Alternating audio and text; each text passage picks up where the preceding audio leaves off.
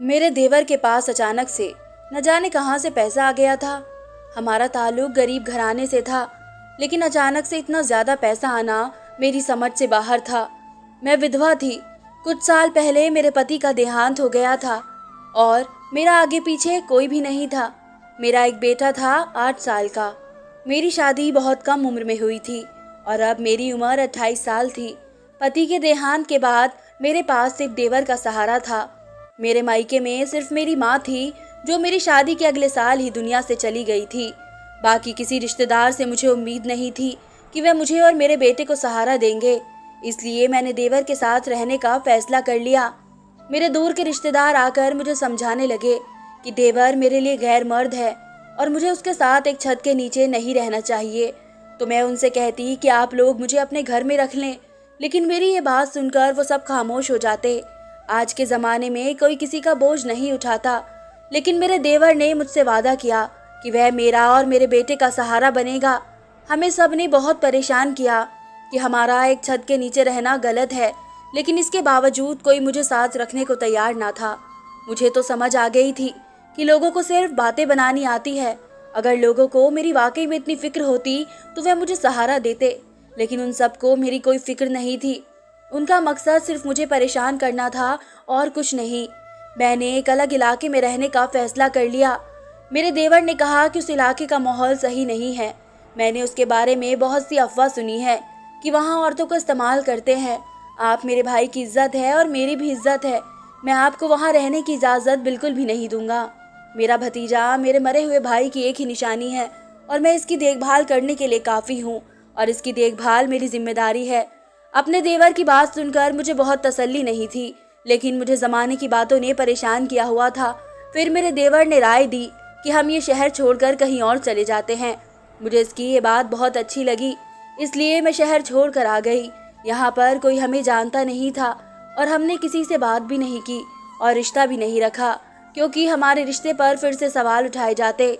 अगर कोई मोहल्ले की औरत मेरे घर आ जाती और मेरे देवर और मेरे रिश्ते के बारे में सवाल करती, तो मैं उसे यही जवाब देती कि वे मेरा छोटा भाई है। फिर मोहल्ले में ये बात मशहूर हो गई कि मैं अपने भाई के साथ इस घर में रहती हूँ, इसलिए यहाँ हमें किसी किस्म की परेशानी का सामना नहीं करना पड़ा था। मेरे पास मेरी शादी का जेवर था, जिसे बेचकर हम लोग यहाँ आए थे। इससे पहले ही मेरे देवर ने कारोबार शुरू कर दिया था और उसका कारोबार दिन दुनी रात चौगनी तरक्की करता चला गया। घर में बहुत सारा पैसा आने लगा। मैंने कई बार देवर से उसके कारोबार के बारे में पूछा, लेकिन उसने हर बार मेरा जवाब टाल दिया। फिर मैंने भी ज़्यादा पूछताछ नहीं की। मेरे लिए इतना काफ़ी था कि पैसे आ रहे थे। मेरा देवर अच्छा इंसान था, मुझे इससे किसी गलत काम की उम्मीद नहीं थी, इसलिए मैंने ज़्यादा छानबीन नहीं की। देवर के पास बहुत सारा पैसा आ गया और हमने मोहल्ला छोड़ दिया और बहुत बड़ा घर खरीद लिया। अब हम बड़े घर में रहने लगे थे। हमारा रहन सहन भी अमीरों वाला हो गया था। ज़्यादा पैसा आने की वजह से सारे रिश्तेदार गरीब थे और बार बार हमारे घर आने लगे। मेरे देवर की शादी नहीं हुई थी और मेरे देवर का पैसा देखकर सबकी आंखें चमकने लगी और मैं उन सब की आंखों में खटकने लगी। वे लोग जिन्हें पहले ही देवर के साथ रहने पर इतराज़ था, आज तो और ज़्यादा बढ़ चढ़कर बोल रहे थे। कुछ ना तो यही कह दिया कि देवर के साथ शादी कर लो वरना अलग रहो, तुम्हारा इसके साथ रहना सही नहीं है। सबकी बातों ने मेरा दिल दुखाया था। वाकई में मेरा इसके साथ रहना सही नहीं था, लेकिन उन्हीं लोगों से जब मैं कहती कि मुझे अपने साथ रख ले, तो वही लोग आंखें फेर लेते। बड़े घर में आने के बाद मैंने एक बूढ़ी नौकरानी रख ली थी, जो हर वक्त हमारे साथ रहती थी, यानी कि मैं घर में अब अकेली नहीं थी। अमीर होने के बाद मेरे देवर ने एक और काम शुरू कर दिया था। वह हर महीने 50 लड़कियों की शादी करवाता। वह लड़कियां बहुत गरीब घराने से होती थी। फिर शादी करवाने के बाद इस कपल को हनीमून की बजाय तीर्थ यात्रा पर भेज देता और सारा खर्चा खुद उठाता। देवर की इस बात से मैं बेहद खुश हो गई थी, लेकिन अजीब बात यह थी कि जो भी लड़की तीर्थ के लिए जाती वापस विधवा होकर आती। मुझे परेशानी होने लगी, क्योंकि ऐसा हर लड़की के साथ होने लगा था। ये बातें सुनकर मेरा देवर भी परेशान हो गया था, क्योंकि उसने ऊपर वाले के दर्शन के लिए जिम्मा उठाया था गरीब लड़कियों की शादी करवाने का और उन्हें तीर्थ यात्रा पर भेजने का। लेकिन ये अजीब किस्म की अनहोनी होने लगी थी। मेरे देवर ने कहा कि मैं इस बात का किसी लड़की को पता न चलने दूं कि जो भी लड़की शादी के बाद तीर्थ यात्रा पर जाती है तो विधवा होकर वापस आती है। मुझे देवर की बात बहुत अजीब लगी थी। मेरे हिसाब से तो उन लड़कियों को मालूम होना चाहिए था और तीर्थ यात्रा पर जाने से पहले, क्योंकि अजीब और गरीब किस्म का हादसा होता था जो हर लड़की के साथ हो रहा था जो कि तीर्थ यात्रा से वापस आ रही थी। मैंने अपने देवर को ये बात समझाने की कोशिश की कि लड़कियों को पहले से इस बारे में मालूम होना चाहिए कि तीर्थ यात्रा से वापसी के वक्त उनका पति का देहांत हो जाता है। लेकिन मेरी इस बात पर जिंदगी में पहली बार मेरा देवर मुझ पर भड़क उठा था। अचानक इस तरह के रवैये ने मुझे काफ़ी ज़्यादा परेशान कर दिया था। इसके इस रवैये पर मैं हैरान रह गई। मेरे देवर ने आज से पहले मुझसे इस अंदाज में कभी भी बात नहीं की थी, बल्कि वह मुझे अपने भाई की विधवा मानता था और इसी अंदाज से वह मुझे अपनी बड़ी बहनों का दर्जा दिया करता था। लेकिन आज जिस तरह मेरे देवर ने मुझसे बात की थी, इसके इस रवैये पर मुझे अब तक यकीन नहीं आ रहा था। मेरा देवर मुझसे बदतमीजी करके जा चुका था, जबकि मैं सोच सोच कर परेशान हो रही थी कि आखिर मेरे देवर को क्या हुआ है। मैंने अपने बेटे को खाना खिलाया और इसे सुला दिया जब खुद मेरी नींद उड़ चुकी थी, क्योंकि मेरे देवर का रवैया दिन ब दिन काफ़ी ज़्यादा अजीब होता जा रहा था। मैंने अपने देवर को हमेशा नरमी से बात करते हुए देखा था, लेकिन पिछले कुछ दिनों से मेरे देवर का जो रूप मेरे सामने आ रहा था वह किसी भी तरह यकीन करने वाला नहीं था। अब तो मेरा देवर दिन ब दिन काफ़ी ज़्यादा बदतमीज़ होता जा रहा था। आज जब अचानक से उसने मेरे साथ इतनी बदतमीज़ी से बात की तो मैं हैरान रह गई।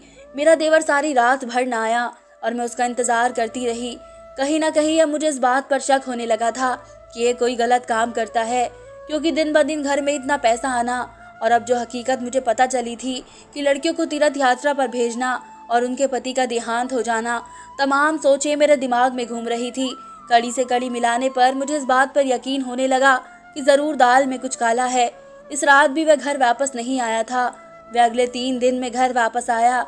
मुझे अब काफ़ी परेशानी होने लगी थी कि आखिर मेरा देवर गया तो कहाँ गया, क्योंकि आज से पहले ऐसा कभी नहीं हुआ था कि मेरा देवर 3-3 दिन तक घर वापस ना आए। मैं इसी सिलसिले में सोच रही थी कि अचानक से कमरे का दरवाज़ा खुला। मैंने अपने कमरे में से बाहर आकर देखा, मेरा 8 साल का बेटा अपने स्कूल गया हुआ था। तकरीबन दिन का वक्त था।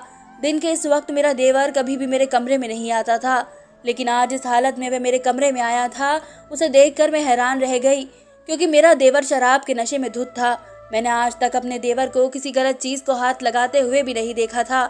इस वजह से मेरे लिए काफ़ी बड़ा झटका था कि मेरा देवर शराब पीकर आया है। मेरे देवर के कदम लड़खड़ा रहे थे और वह मेरी तरफ बढ़ रहा था। मैं हैरान और परेशान थी, इसका एक एक अंदाज देख रही थी। जब वह अचानक ही मेरे पास आया और आते ही मेरे कदमों में गिर गया, मैं हैरान रह गई कि भला इसे अब क्या हो गया है।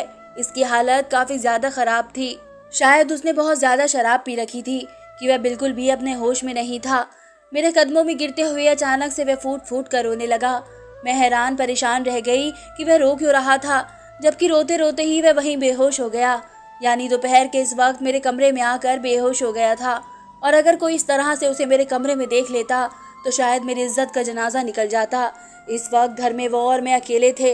जो नौकरानी मैंने रखी थी आज वह छुट्टी पर थी। अब मुझे समझ नहीं आ रहा था मैं उसे किस तरीके से अपने कमरे से बाहर निकालूं, लेकिन जो भी था मुझे हर हाल में उसे अपने कमरे से बाहर निकालना ही था। मैंने जैसे तैसे करके इसे घसीटते हुए अपने कमरे से बाहर निकाला। वह अच्छा खासा मर्द था, भला मुझ जैसी कमज़ोर औरत से कैसे संभाला जाता। जैसे तैसे करके मैंने उसे उसके कमरे तक पहुंचाया और उसे मैं फर्श पर लिटाकर खुद अपने कमरे में आ गई। इसके कमरे का दरवाज़ा मैं पहले ही लॉक कर चुकी थी, जबकि मेरे बेटे के स्कूल से वापसी का वक्त हो चुका था। अब मुझे अपने बेटे को लेने के लिए स्कूल जाना था। देवर के कमरे को मैंने ताला लगा दिया था ताकि ऐसी हालत में वे कहीं भी ना जा सके, और खुद मैं परेशान थी। अपने बेटे के स्कूल चली गई। बेटे को स्कूल से लेकर जब मैं वापस घर आई तो मेरा देवर अभी तक अपने कमरे में लॉक था। अपने बेटे को नहलाने के बाद मैंने उसे खाना खिलाया और वह ट्यूशन पढ़ने के लिए चला गया। इसके ट्यूशन जाते ही मैंने देवर के कमरे का ताला खोला तो देखा वह अब तक वैसे ही बेहोश पड़ा था। अब मुझे इसकी हालत पर हैरानी होने लगी थी, क्योंकि वह काफ़ी वक्त से ऐसे ही बेहोश पड़ा था। शायद शराब का नशा बहुत ज़्यादा था, जिसकी वजह से वह अपने होश में नहीं आ पा रहा था। मुझे समझ नहीं आ रहा था कि मैं क्या करूं कि जिससे वह होश में आ जाए। फिर अचानक से मुझे एक ख्याल आया और मैंने फ़ौरन वही किया जो मेरे दिमाग में आया। मैंने किचन में जाकर पानी का जग भरा और पानी लेकर देवर के पास आई और पूरा का पूरा जग इसके चेहरे पर पलट दिया। वह एकदम ही पानी गिरने की वजह से हड़बड़ा कर उठ बैठा, लेकिन अभी भी वह पूरी तरह से होश में नहीं था। मैंने उससे कहा कि फ़िलहाल तुम बेड पर सो जाओ, जब तुम होश में आओगे तब मैं तुमसे बात करूंगी। मेरा देवर शायद वाकई में होश में नहीं था, इसी वजह से वह सर हिलाता बेड की तरफ बढ़ गया। इसके कदम लड़खड़ा रहे थे, जबकि इसकी हालत देखकर मुझे अब रोना आने लगा था। सारा दिन गुजर गया लेकिन मेरे देवर को पूरी तरह होश नहीं आया। इसकी हालत देखकर यह अंदाज़ा लगाया जा सकता था कि आज इसने पहली बार शराब पी थी, क्योंकि अगर वह इस चीज़ का आदी होता तो यकीनन इस पर इतना गहरा असर न होता। तकरीबन रात के 12 बजे अचानक से मेरे कमरे का दरवाज़ा किसी ने खटखटाया तो मैं अपनी जगह से उछल पड़ी। मेरा बेटा जो कि सो चुका था, मैंने एक नज़र उसको देखा और एक नज़र दरवाजे को। मुझे कहीं ना कहीं यकीन था कि दरवाजे पर मेरा देवर ही होगा, क्योंकि सारा दिन बीत चुका था तो मुझे इस बात का यकीन था कि अब मेरे देवर का नशा उतर चुका होगा। अब मुझे हर हाल में इससे वजह जाननी थी कि आखिर वह क्या करता फिर रहा है। मैं धीरे से उतरी और अपने बेटे के आराम का ख्याल करते हुए धीमे कदमों से दरवाजे की तरफ बढ़ी। आहिस्ता से दरवाजे की कुंडी खोलने के बाद मैंने बाहर झांका तो मेरा देवर ही बाहर खड़ा था, लेकिन वह दोपहर के मामले में इस वक्त बेहद अलग हुलिये में था। इसकी नज़रें झुकी हुई थी, बाल गीले थे, अलग हुलिये में था। यकीनन वह शॉवर लेकर वहां पहुंचा था और इसकी झुकी नज़रें इस बात का इकरार कर रही थी कि वह अपने किए पर शर्मिंदा है। लेकिन फ़िलहाल मुझे इसकी शर्मिंदगी की बिल्कुल ज़रूरत नहीं थी, बल्कि मुझे इस बात को जानना था कि आज उसने इतना घटिया काम किया तो क्यों किया। मैंने उससे पूछा, तुमने आज शराब पी थी? जबकि मेरे इस बात पर वह मेरी तरफ देखने लगा। उसकी आंखें सुर्ख हो रही थी। उसने धीरे से सर हिलाया। ये बात तो मैं पहले ही समझ चुकी थी कि वह शराब पीकर आया है। वह तो बस मैं इसके मुंह से सुनना चाह रही थी। जैसे ही उसने सर हिलाया मुझे अब बहुत गुस्सा आने लगा। मैंने उससे पूछा, क्यों पी थी तुमने शराब? तो वह मुझे देखकर नजरें न मिला पाया, शर्म के मारे नजर झुका गया। मैंने उससे दोबारा पूछा कि आखिर तुमने शराब क्यों पी थी? मेरी बात सुनकर मेरा देवर अपना सर झुकाकर कहने लगा कि मैंने जानबूझकर शराब नहीं पी थी, वो तो मेरे दोस्तों ने मुझे ये कहकर पिला दी थी। ये सिर्फ एक सादा सा शरबत है। मुझे नहीं पता था मेरे अमीर दोस्त मुझे कोई नशा और दवाई मिलाकर पिला देंगे।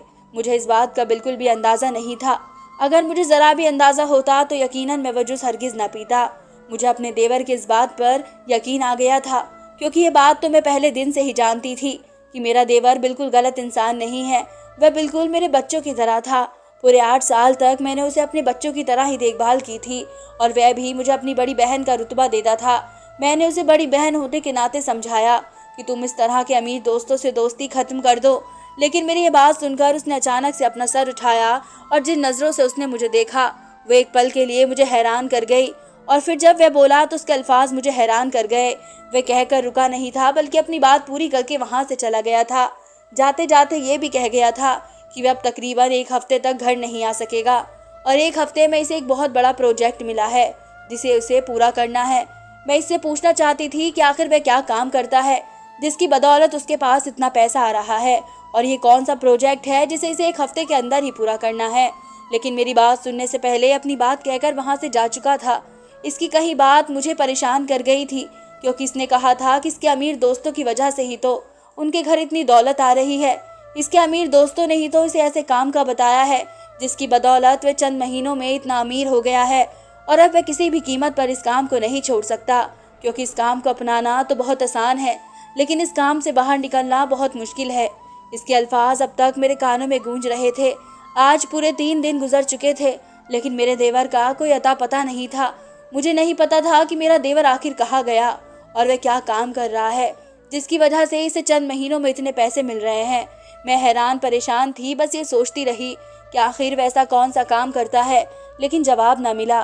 ठीक 1 हफ्ते बाद जो मेरा देवर घर वापस आया तो मैंने उससे पूछा कि आखिर वे 1 हफ्ते तक कहाँ था, तो उसने मुझे बताया कि वे 1 हफ्ते से दुबई गया हुआ था। इसकी ये बात सुनकर मुझे हैरत का झटका लगा, क्योंकि उसने तो मुझे बताया ही नहीं था कि वह शहर से बाहर जा रहा है, और ज़िंदगी में ऐसा पहली बार हुआ था वह मुल्क से बाहर गया था, क्योंकि आज से पहले तो वह मुल्क में रहकर ही काम कर रहा था। हाँ, अक्सर वो दूसरे शहर जाता रहता था और मुझे बता कर जाता था कि वह दूसरे शहर जा रहा है काम के सिलसिले में। लेकिन आज जो बात उसने मुझे बताई थी वह मुझे हैरान कर गई थी, क्योंकि दूसरे मुल्क जाना तो इतना आसान काम नहीं था। मुझे नहीं पता था कि मेरा देवर 1 हफ्ता दुबई रहकर आया है, और जब पता चला तो इसकी ये बात सुनकर मुझे वाकई बहुत ज़्यादा हैरत हुई। तो मैंने उससे पूछा कि आखिर 1 हफ्ते में दुबई में क्या कर रहे थे। मेरी बात सुनकर उसने एक बहुत ही खूबसूरत सा सोने का हार मेरे सामने किया, जिसे देखकर मेरी आंखें चुंधिया गई। क्योंकि रात के इस वक्त खूबसूरत लाइट की रोशनी में वह सोने का हार चमक रहा था। इस हार को देखते ही इसकी कीमत का अंदाजा लगाया जा सकता था। शायद नहीं, यकीनन वह बहुत ही महंगा हार था। मैंने अपने देवर से पूछा कि वह ये कहाँ से लाया, तो उसने कहा कि दुबई के शेख ने उसे तोहफे के तौर पर दिया है। तो मुझे उसकी इस बात पर हैरत हुई। भला इतना महंगा तोहफा कोई बिना वजह क्यों देगा? मैंने इससे वजह पूछनी चाहिए तो उसने कहा कि आप आम खाइए, गुठलियां मत गिनिए। ये हार मैं आपके लिए लाया हूँ, तो बेहतर है इसे मेरी तरफ से तोहफा समझ कर रख लें। लेकिन मैंने अपने देवर से साफ इनकार कर दिया और कहा कि जब तक तुम मुझे ये नहीं बताओगे कि तुम क्या काम करते हो, तब तक मैं ये हार नहीं रखूंगी। जबकि मेरी इस धमकी पर मेरा देवर परेशान हो गया और वह हार लेकर वहां से चला गया। मुझे अब हकीकत जाननी थी, क्योंकि आज से पहले मेरे देवर ने कभी मेरा कोई हुक्म नहीं टाला था और आज वह इस तरह वहां से चला गया था बगैर कोई जवाब दिए। वक्त आहिस्ता आहिस्ता बीता जा रहा था और इस सारे मामले को 1 साल गुजर चुका था। अब अक्सर ही मेरा देवर मुल्क से बाहर जाने लगा था, कभी दुबई तो कभी कहीं। मैं जब भी पूछती तो वह मुझे यही कहता कि आप परेशान ना हो, बस आपकी ज़रूरत की हर चीज़ आपको घर बैठे बैठे मिल जाएगी। एक दिन यूं ही वह मुझे कहकर गया वह दुबई जा रहा है। मुझे कुछ ना कुछ गलत लग रहा था। मुझे ऐसा लग रहा था जैसे वह दुबई नहीं बल्कि कहीं और जा रहा है। इसी वजह से मैंने इससे जिद की कि मैं भी तो विधवा हूँ, तो मुझे भी तो तीर्थ यात्रा पर भेज दो। पहले तो मेरी बात सुनकर वह हैरान रह गया, लेकिन फिर वह मेरी बात पर सर हिलाने लगा और अगले ही महीने उसने मुझे तीर्थ यात्रा पर भेज दिया।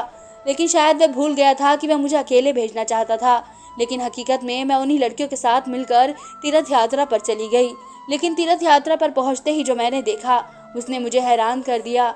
उसने मेरे पैरों तले से ज़मीन सरका दी थी, क्योंकि मैं ना तो तीर्थ यात्रा पहुंची बल्कि उन लड़कियों के साथ साथ मैं भी दुबई पहुंच गई थी। लेकिन मेरे देवर ने मुझे वहां देख लिया था और उसने पहले फुर्सत में मुझे वहां से निकाल कर वापस भेज दिया था। उसने मुझसे कहा था कि वह अभी कुछ दिन दुबई रहने वाला है और वापस आकर मुझे सब कुछ बता देगा कि आखिर ये सब क्या चल रहा था। अभी 2 ही दिन गुजरे थे कि एक दिन अचानक से मेरे घर का दरवाज़ा बजा तो मैं हैरान हो गई, क्योंकि हमारे घर में कोई नहीं आता। मैंने दरवाज़ा खोला तो सामने का मंजर देखकर मैं डर गई। मेरे मुंह से चीख निकल गई, क्योंकि सामने ही मेरा देवर खून में लथपथ खड़ा था। इसकी सफ़ेद रंग की शर्ट खून से तर थी और चेहरे पर भी खून लगा हुआ था। इसके माथे से खून की बूंदें टपक कर घर के मार्बल के फर्श पर गिर गई थी। मैंने फौरन से जब पूरा दरवाज़ा खोला तो वह लड़खड़ा कर कदमों के साथ अंदर दाखिल हुआ। मैंने फौरन डॉक्टर को फ़ोन किया और चंद ही मिनटों में डॉक्टर घर पर मौजूद था। उसने मेरे देवर के तमाम जख्मों को साफ किया और उसे नींद की दवाइयाँ देकर चला गया, जबकि मैं परेशानी से अपने देवर को देख रही थी। अगले दिन सुबह जब उसकी आंख खुली तो मैंने उससे पूछा कि आखिर क्या हुआ था। वह तो दुबई जाने वाला था, फिर अचानक यूं इस हालत में कैसे? वह मेरी तरफ देखकर मुस्कुराया, कहने लगा कि गलत का अंजाम भी गलत होता है। मैं गलत रास्ते पर चल पड़ा था तो इसकी सज़ा तो भुगतनी थी। मैंने अपने रब से दुआ मांगी थी कि मेरे गुनाहों की सज़ा मुझे इसी दुनिया में मिल जाए। उस दुनिया की सज़ा बहुत मुश्किल होती है जो बर्दाश्त ना हो सके। इस दुनिया में भुगत लो तो बेहतर है, वह रोते हुए बोला। तो मैंने उससे पूछा कि क्या गलत काम करने लग गए थे तुम? तो उसने मुझे बताया कि वह लड़कियों की शादी नहीं करवाता था, बल्कि वह दुबई के गैंग के लिए काम करता था। गरीब घराने की लड़कियों को शादी के जाल में फंसाकर डॉन के आदमियों से उनकी शादी करवाया करता था और शादी के बाद उन्हें तीर्थ यात्रा के नाम पर दुबई भेज दिया जाता था। जैसे ही वह लड़कियां दुबई पहुंचती थी तो उन्हें बेच दिया जाता था। 1 या 1.5 हफ्ते तक उन्हें इस्तेमाल करने के बाद ये कहकर उन्हें वापस भेज दिया जाता कि उनका पति मर चुका है, क्योंकि ये बात तो वह लड़कियां खुद भी नहीं जान पाती थी कि उनके साथ क्या हो रहा है, क्या वही उनके असली पति है या नहीं। उन्हें तो बस ये बताया जाता था कि उनकी शादी इस आदमी से हुई है, लेकिन असल हकीकत दुबई का डॉन वह लड़कियां बेच देता था, जिसकी मुंह मांगी कीमत उसे मिलती थी। इस काम के लिए अलग अलग मुल्कों से लड़कियों का इंतज़ाम किया जाता था और इसी तरह हमारे इलाके से मैं और मेरे वो अमीर दोस्त ये काम करते थे। हम लोग उन गरीब लड़कियों को शादी का लालच देकर दुबई भेज देते थे और वहाँ उनके साथ क्या होता था ये वह लड़कियाँ खुद भी नहीं समझ पाती थी, क्योंकि वह जिन लोगों के साथ रहती थी उन्हें यही होता कि वह उनके पति ही हैं, लेकिन हकीकत में उनके पति नहीं होते थे, बल्कि वह लड़कियाँ उन्हें बेची गई होती थी। मुझे इस बात का एहसास हो गया था, इसी वजह से मैंने उनसे माफ़ी मांग ली थी और दुबई को डॉन को मना कर दिया था कि अब मैं काम नहीं करना चाहता। इस वजह से उसने अपने बंदे भेजकर मुझ पर हमला करवाया और मुझे मारने की कोशिश की, लेकिन जैसे तैसे करके मैं वहाँ से बच गया। अपने देवर की सारी बात सुनकर मुझे अब उससे नफरत महसूस होने लगी थी, क्योंकि वह एक दो नहीं बल्कि कई लड़कियों की जिंदगी बर्बाद कर चुका था। फिलहाल मैं उसे माफ़ करने का कोई इरादा नहीं रखती थी। इसी वजह से मैंने पुलिस को फ़ोन कर दिया और उसे पुलिस के हवाले कर दिया। इसके लिए यही सज़ा बेहतर थी, क्योंकि उसने अपना जुर्म कबूल कर लिया था। इसी वजह से इसे उम्र कैद की सज़ा हो गई। मैंने वह घर छोड़ दिया था, क्योंकि वह मेहनत की पैसों की कमाई से नहीं खरीदा गया था। बुरे काम का बुरा ही अंजाम होता है। धन्यवाद दोस्तों।